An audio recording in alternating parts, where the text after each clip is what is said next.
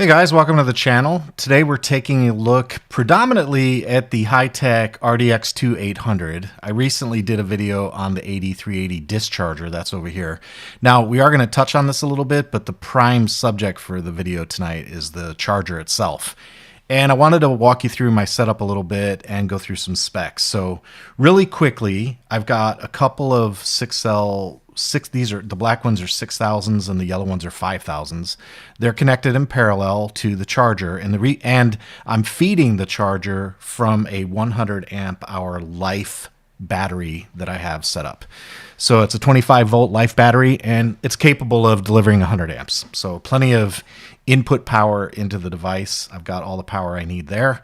And in terms of output power, I'll be running the charges at 2C. So I've got basically 12, that's 24, and then 10, that's 34, and 10, that's 44. So 44 amps, which exceeds the capacity of the charger. All right, so that's the load that I'll be putting on when we get to that portion.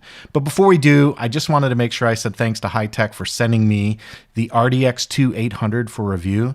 These are available out there in the retail channels. You can find them all over the place.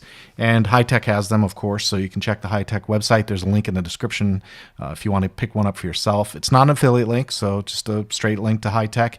And regarding the AD380, I do want to point out that that's not available retail just yet. I expect it's probably coming soon, but it's not available retail just yet. It will be coming out, though, soon. So with that out of the way, let's go ahead and spend a little bit of time. I just want to go over some specs real quick with you guys and show you some of the things that I picked out on this charger combo that I really liked, namely the input voltage, input current up to 30 amps, input voltage up to 30 volts. So plenty of input capacity for, say, the 6S, 6S space. If you're doing 6S charging, you should have plenty of capacity there in terms of voltage and current. The main port. Well, hold on. Let's talk about the charge power. This is an AC/DC charger, although I'm not going to bother with AC because it's 200 watts. And what I found out with AC chargers, they're obviously, quite a bit lower. It's 200 watts total power against 800 watts total power on DC. So my preference is definitely DC. I'll just make the assumption, I'll take it on a leap of faith, that the AC power supply is sufficient to match 200 watts, which really isn't that much. And then also note that there is a PD 3.0 capability as well that delivers up to 20 watts max. We'll test that. We're going to test that. And then on the discharge power, interesting, I talk about this one quite a bit. People that complain about small chargers not having much of a discharge capacity. In the case of the RDX2 800, the discharge capacity is only 37 watts on the main port. Main plus the balance port, 37 watts.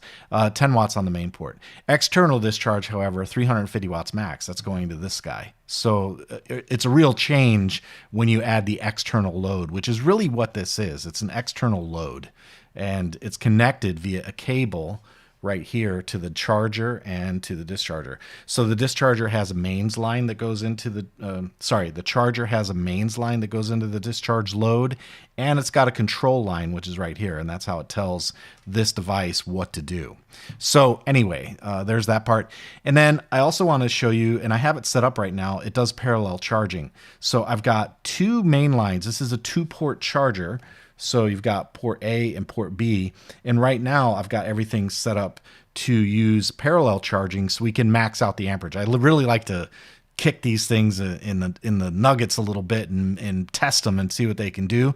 So we're using parallel charging, but I do want to make it clear this has got an A side and a B side, which you can use discretely. So you can charge whatever profile to whatever voltage levels you want discretely using the A side and the B side. Important to understand that is a dual 2-port charger. Okay, balance current up to 1.5 amps max, which is substantial. That's pretty decent on a LiPo. I like that. That means your balance time is quick. It has the ability to kind of quickly balance your cells.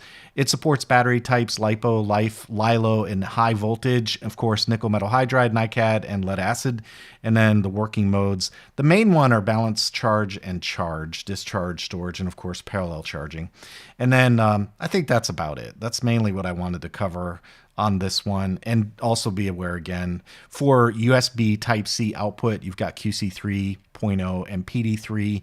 And on PD3, you get up to 20 watts. So again, we'll test that. So that's it on the specs. Now I want to do a quick little tour of the device, and then we're going to get started. You've got only 2 buttons on the front. This is a jog wheel, and that lets you navigate around on the charger when it's not being controlled by the computer. And then there is an AB port right there, and that also acts as, the jog dial, when you depress it, acts as the start-stop button. And then on the front, you've got your main and balance, and then balance and main. So that's port A, and that's port B. On the left-hand side, a couple of ports that connect to the AD380 discharge. That's the mains line. That's the data line.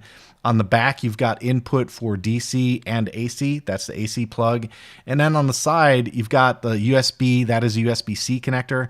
And that lets you either connect to the computer or use it as PD output, one or the other. There's not 2 ports. You can either connect it to your PC or you can connect it to your PD device. Okay.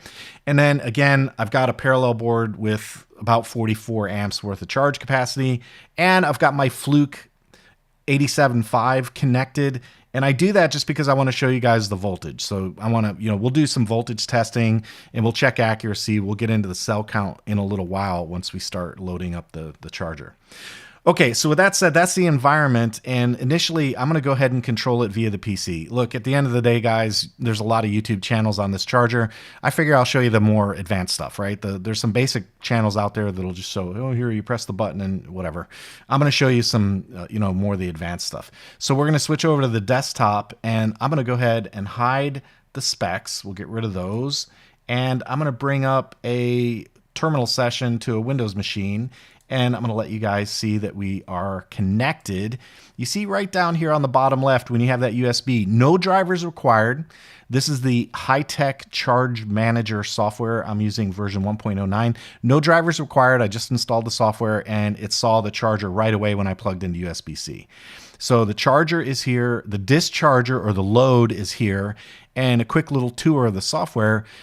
There's a battery analyzer that lets you run a cycle. So you can cycle through and say, hey, I'd like to run, 2 or 3 cycles. You can create the profiles and then run those cycles here. And then if you just want to use it as a charger discharger, that's where we're going to spend our time tonight. You can do that right here on this screen. And then there are some controls where you can update firmware on the device and change a few of the parameters, not all of them, which is odd to me. I would like it if they would have included things like the backlight, but that's not in here. And in order to get there, you have to disconnect the PC and you can change it on the device. I also will make note that I've scanned the manual and I looked in the menu system and I cannot find an option to calibrate this device. So I'm not real thrilled with that, but I was really happy with the calibration it has. So it's kind of a double-edged sword. I kind of like the ability to calibrate. However, it looks like the calibration is pretty darn good on this device out of the factory. So, you have to make your peace with that. That's your choice. I'm not going to be judgmental about it. I prefer to be able to calibrate, but I guess if the calibration is good, then I'm okay with it. Right? So that's that. All right, and that's about it. So what I'm going to do first is we're just going to run a load. We're going to run a charge, and you can see I've got on the right-hand side, I've got 6 cells. I've got cell 1 is 3.86, 3.87, 86, and so on. So pretty close. And then to configure the charge parameters, you click this little guy right here. It's not necessarily intuitive. Like, it would have been nice if they would have made that look like a button or said something like, hey, click here to change the parameters. You kind of have to figure that out on your own, but that's what these videos are for. Click on that box, and then you can choose what battery type you're going to use. In my case, it's LiPo, but you can also, you see we've got LiLo, Life, high voltage, metal hydride, NiCad, and lead acid, just like I said. Another feature is the cells. You can specify the cells in this window. I kind of would have liked that to be auto. Like, why not auto detect? You can see it right here, right? The software is aware that I have 6 cells because it's counting them. So why not auto detect that? I don't know. It's a nitpick, but why not, And then finally, the operation. You've got operations for balance, charge, storage, discharge, and parallel. I'm going to tell a quick little story here. I was talking to Dave at the field about this the other day, and in my memory, I don't think I've ever had a LiPo device that had a LiPo charging device that had a profile that was charge only. All of my LiPo chargers always seem to have the balance feature. And I kind of wonder if this charge feature is where some people get in trouble burning batteries. I'm just curious about it because I never, ever charge a LiPo battery unless it's on a balanced profile. So I think I guess it could be used for things like recovering a bad battery. Like if you have a way out of balance battery, that might be a way to recover it. But I kind of think that type of thing maybe should be hidden or tucked away somewhere. So it's not quite as obvious. But for me, balancing lipos means, or charging lipos means we balance, right? So we balance charge. And then of course the parallel option over here. I want to point out the difference in parallel and balance, and that is that if you put it on balance charge, notice the current drops down to 20, whereas you put it on parallel and the current slider now can be brought up to 35 amps, which does match the spec in the book. The max parallel current is 35 amps. So that's there. I'll also note that in the parallel mode, there is no option to set the peak voltage. So that's kind of odd as well. Like I think it should say that. Like if I don't want to charge to 4.2, I should have an option in here to do that. And it does exist on the charger interface. So I'm not sure why the software doesn't include the ability to specify my cutoff voltage, because frankly, I don't use 4.2 normally. I use like 4.17, 4.18. So anyway, just throwing it out there so you're aware. But we're going to go ahead and run a parallel charge. So I've got it set to parallel. I've got it set at 35 amps. We'll hit go. And then after you hit go, I keep stopping there and waiting for something to happen, but then you have to come and hit the start button. So once you hit the start button, then you'll see that the charger will start climbing up, and you'll see the wattage. Right now I'm at 370, 630, 724, and 31 amps. So we're close. I mean, I'm seeing 720 watts on an 800 watt device, and I'm not sure why. I've seen this a couple of times, but the current seems to be, a little low. Normally when that happens, it's because you're peaking the wattage on most chargers. But in this case, we're not yet peaking the wattage. So I kind of think that should be at 800 watts, but it seems like we're getting stuck at 700 and not hitting the full 800. So I'm not sure about that. I know on DC, and we are on DC power, and I've got plenty of input amperage. We're supposed to be able to see 800 watts total. And under parallel charging, we're supposed to hit 35 amps total. So it seems like, I'm not sure. Maybe we need a firmware update. I kind of would like to see that hit 35 amps. And just for the record, I'm going to pop a calculator out real quick, and we're going to do the math. So right now I'm looking at 23.32, and I just want to bring the, so you see it, I'm going to go to the overhead camera, and I want you to see the voltage here, 23.34. And on the screen, I'm seeing 23.34. You see what I mean about the calibration being fairly accurate, 23.34? That looks pretty good.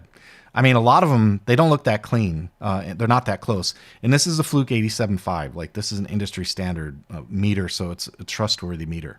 Anyway, I'm going to bring the calculator up and do the math. So 23.37 times 29.4, that's 687 watts. And that's what I see. I see 686 watts right here on the screen. So let me hide the camera real quick so you can see it. There it is, 687 when I did the math. So it's right on the money. I mean, I got to give them credit for that part. Their math looks like it's accurate. It adds up, right? What I'm seeing on the screen, the software, 23.4 volts, that's matching my Fluke, and the volts times amps math matches the wattage that they're showing on the way out, in terms of load. So right now it says 3.9. I'm going to go ahead and bring up I'm going to change the tip on my Fluke meter here. I'm going to switch from the XT60, and I'm going to switch over to balance leads. I'm just going to bring those in, and we're going to check the balance leads, or the balance numbers, and see how we're doing there. So let's see. This will be cell number 1. And whoops, I got it backwards.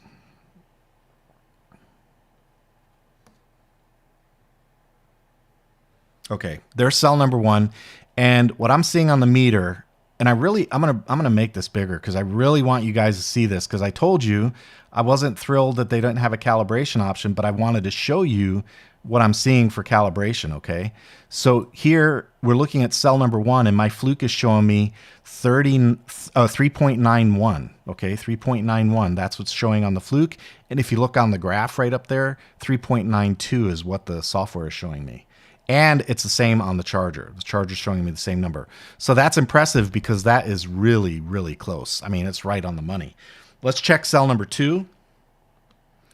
There's cell number 2, and that's at 3.92, and the graph on the software is showing me 3.92. That's accurate. Here's cell number 3, and I'm seeing 3.93.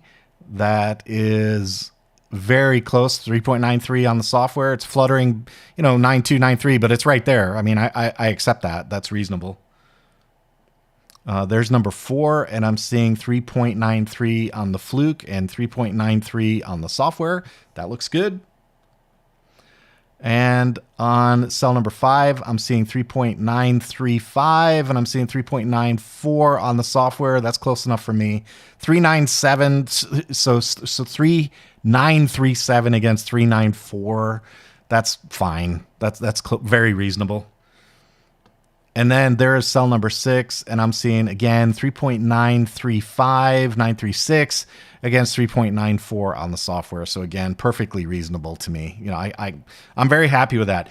And there's my point, right? I told you it doesn't calibrate, but the calibration looked pretty good. So, and this has been multiple times I've tested this, so I really don't have any problems with what I'm seeing there. I do like that. I do like that part. That kind of makes me happy. So I'll flip back over now. I'm going to turn the meter off and get it out of the way. And I'm going to flip back over to the desktop. We'll move this camera down a little bit, and we'll take a look and see what's going on the desktop. And you can see that charge is, let's see, we are still 28.3 amps and 670 watts. So, it's like I'm not seeing it slammed against its peak, but it's still delivering some pretty healthy, pretty respectable numbers. So I guess, for my purposes, I'm hitting it pretty hard, and it seems to be doing well, although not fully hitting the top end. So you're going to have to judge that, on how that matters to you, if it matters or not.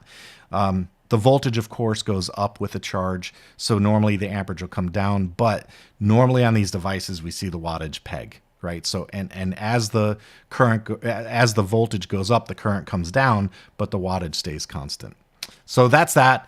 That's that part. Now, the next thing I want to show you is a discharge and let you see how easy that works. And one of the reasons I really like this solution, because if you think about it, if you have a desktop solution in your office or your workbench, you can set this type of environment up on your desktop, connect a data cable, and you can run it from your computer. You don't, you got to connect obviously things to the charger, but you can operate it from your computer, and you can trap data and at least monitor the health of your batteries.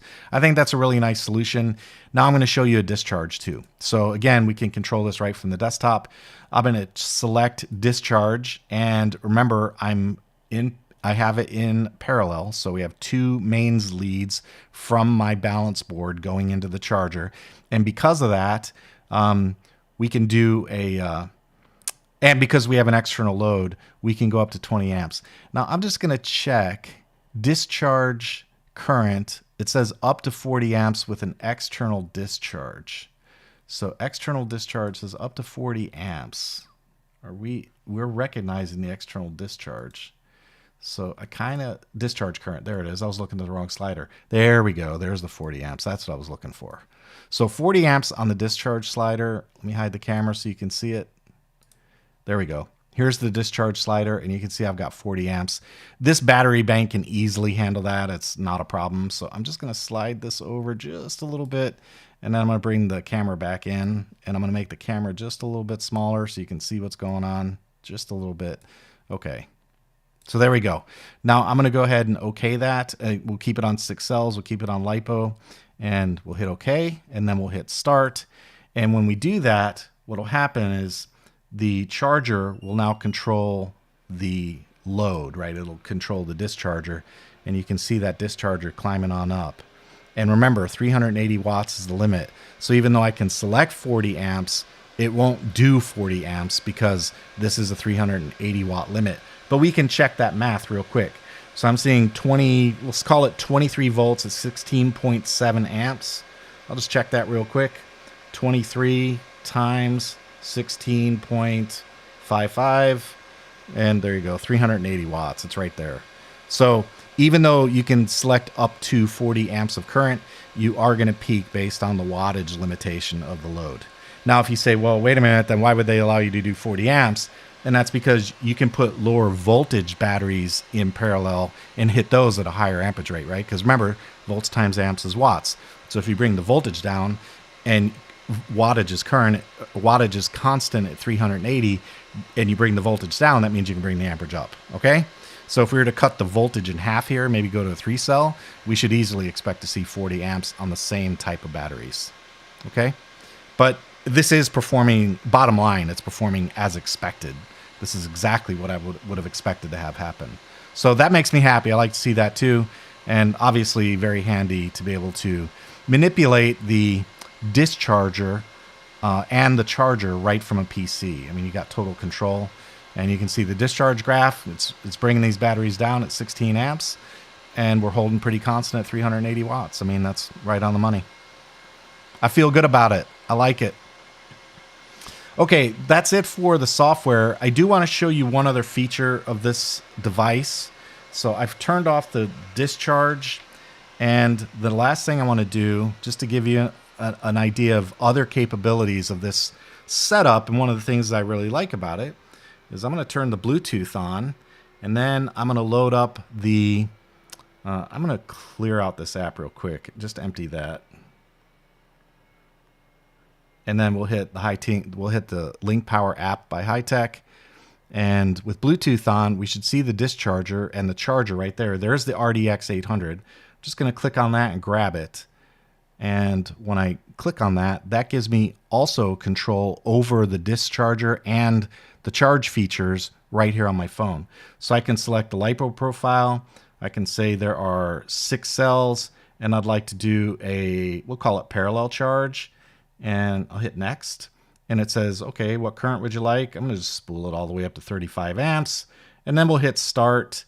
And after we hit start, we'll see the charger take off, right? So there it goes, 23 volts, 30 amps. And again, we're seeing about 700 watts down there on the bottom, 696 watts. That's what we're seeing. So there you go. You can control it via the app on your desktop. You can control it via the phone. And then while you're charging on the phone, you get this nice little screen right here that shows you what's going on the individual cells. It shows what the current is, what your current voltage is, how much capacity you've put in, your cell count, and your charger temperature. I mean, that's pretty effective as far as I'm concerned. And by the way, you can also do channel B. So if you're not doing parallel charging, you can turn on channel B and control that as well. All right, pretty cool, right? Now that's done. I'm going to turn the app off. I'm going to stop the charge. I'm going to disconnect the discharger because we've seen all of that now, and we all know how that works. And the last thing I want to do is show you, I'm going to turn Bluetooth off, and I'm going to go ahead just because I've seen some weird little issues after the computer or Bluetooth has had control of the device, where sometimes it doesn't like to let go for the menus, but that's easily solvable by just power cycling it. I'm not saying you always have to do it, but I'm just saying it can. So just a real quick look at the menu interface. If you press the jog dial, you can see you've got control over the charge settings. Let me zoom in just a little bit. Here are the charge settings. You've got start, battery type, your battery cell count, what type of task you want to perform. So, and I like the fonts. The fonts are nice and bright, high contrast fonts, big letters, good for them. That's nice. That's a nice feature. There's where I was talking earlier about setting, and I want to check the parallel while I'm in here. So if I select parallel there, see here I can select the cutoff voltage, and that's my point. That should be an option available in the software, right? If I can set it here to 4.18, then I should be able to set it in the software as well. So just pointing it out. And then you can set your charge current, and then you can hit back, or if you scroll around to the top, you can hit start. And we'll go ahead and hit back. And then the last thing I'll do is to show you real quick the system menu. You can get into that by long pressing, and you can set task parameters, including a safety timer, max capacity, whether or not you want to trickle charge. And then you can go into system settings and set your language, max input power, minimum voltage, LCD backlight, whether or not you want noises, the USB functions, and the warning thing. When you first get it, they have the warning turned on, and it just warns you about proper care and feeding for LiPo batteries. I turn that off because I don't want to see that every time I turn on a charger.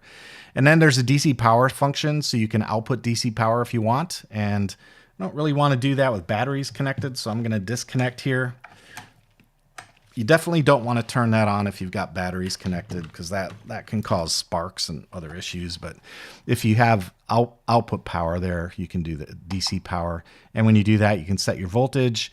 And let's go ahead and bring the fluke in, and we'll just do a quick little voltage check. So connect the fluke, turn the meter on, connect it to the mains. I'm just going to assume it's going to use port A. So there's 20 volts, and I'll go ahead and hit start, and we'll bring the fluke into view, and we'll say start. There we go. And I'm seeing it. Oh, there it is. It's actually on B right there. So we'll move over to this port. There's the 20 volts. So that looks good. That's clean. 20 volts out on B. I'm a little surprised that that's doing that on B normally. And I have it. Well, I guess, I wonder, I'm going to back out of here. Hold on a second. Oh, I know. You have to hit back. Okay, so I hit back. I'm going to go into the system menu, long press, and DC power. Oh, there it is, DC power. It says right here, B, and there's no option to change it. So you can do voltage, you can do current, start and back, and it says B. There's no way to get in there and change that. Okay, that's fine. It works. As long as it works, that's all I really care about. There's power for a tire warmer. Odd. I thought that was odd. Power for PD hub, B. So I'm going to click on that. Power for power distribution hub, B. Okay. There's a battery meter, and that's on A. So I guess you can plug in batteries and check how they're doing, and then you can go into factory settings and basically reset the device, and then system info. This is where I would have expected maybe to see a calibration menu, but there's nothing in here that indicates that I'm going to be able to calibrate the device. And then the regulatory information, a firmware upgrade, and then back. So there's the system menu. And then the last thing I told you we would check, I would show you, is the power delivery feature. So let's take a look at that. Turn the fluke off and get it out of the way. And remember, the PD is here on the side. So if you want to use PD, you can do that. And I've got a little meter so we can read the amps and volts going out of the device. And I'm just going to connect USB-C right there on the side. And you can see I've got one of the little ISDT little mini chargers, the 608 PD. And when I connect that, I'm going to disconnect it so you guys can see the screen. Go ahead and disconnect, and we'll plug it back in. And okay, I thought it would show that it was PD, but we'll go ahead and hit charge. This is a little 3-cell, 2.5 amps, and you can see the voltage right there on the screen on my meter. And we'll just go ahead and hit start. And just a moment ago it said 20 watts in PD. So I'm seeing on this charger right here, I'm seeing about 17 watts. So that's pretty close to what they said it would do. And that's charging at 1.3 amps. So let's jack that up a little bit. Oh, I have it set for 2.5 already. Okay, so I have it set for 2.5. It's stopping at 1.3 at about 17 watts. So it's fine. It's doing what it said, very close. Max is 20 watts. And you can see 11 volts and 1.6 amps on my meter. So I'd say overall that's pretty close. Pretty close. So there we go. PD output, you can charge your phone, obviously, charge your laptop, charge your cameras, whatever, what have you. So I know a lot of folks like that PD output. You can also use it to extend, make it a little more extensible, right? And put a little 4-port charger on there for your smaller airplanes or helicopters while you're flying as well. So you got power for that if you need it. All right, guys, that about wraps up the video. That covers everything I wanted to share with you on the RDX 800. I want to say thanks again to Hitec for sending this unit out for review. I'll remind you, if you'd like to pick one up for yourself, I did include a link to the Hitec website in the description, so you can go over there and check them out if you want to get one for yourself. And that's all I've got for today. If you like this kind of content, make sure you subscribe, hit the notification bell, and smash that thumbs up button and show YouTube that you like my videos, because if you do that, then the videos get better placement and YouTube's happy with me because you're interacting with the content. That's all I've got for today. Take it easy and go fly something.